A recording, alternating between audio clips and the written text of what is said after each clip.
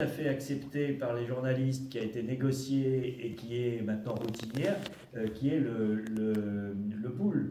C'est-à-dire que quand le président va, je sais pas, dans un musée de porcelaine, et il ne va pas aller avec 200 journalistes qui vont se battre pour avoir la meilleure position pour prendre des images, et ben on en amène un caméraman, un photographe, un reporter, qui partagent, qui font du pool, donc qui partagent avec les autres.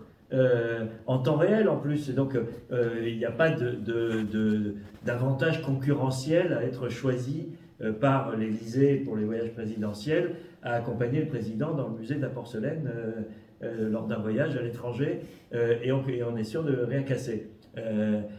Donc cette technique, elle pourrait être reproduite à l'échelle d'une campagne électorale municipale sans problème, c'est-à-dire on ne peut pas avoir 50 journalistes, donc on en amène 5 et qui travaillent pour la communauté.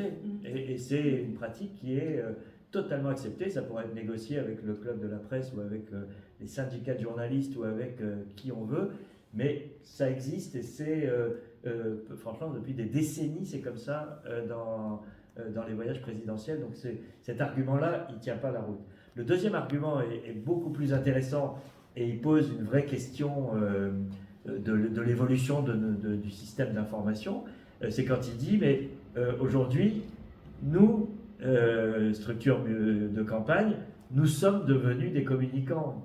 On n'a plus besoin de vous, d'une certaine manière, il ne le dit pas comme ça, mais on n'a plus besoin de vous parce que on peut interagir sur les réseaux sociaux et s'adresser directement à la population, aux électeurs, par-dessus votre tête.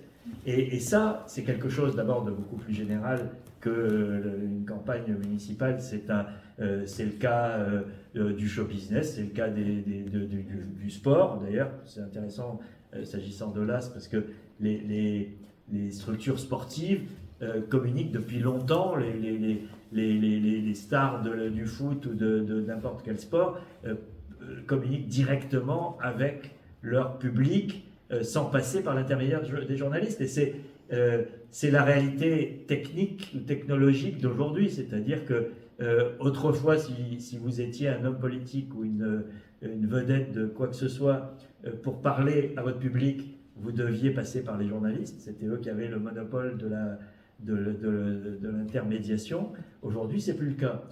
Mais il ne faut plus appeler ça de l'information. C'est de la communication. Voire même de la propagande dans le cas de la vie politique. Mais ça n'est plus d'information. Et donc là, il y a un jeu très pervers qui se joue, qui est de nous dire on n'a plus besoin des journalistes.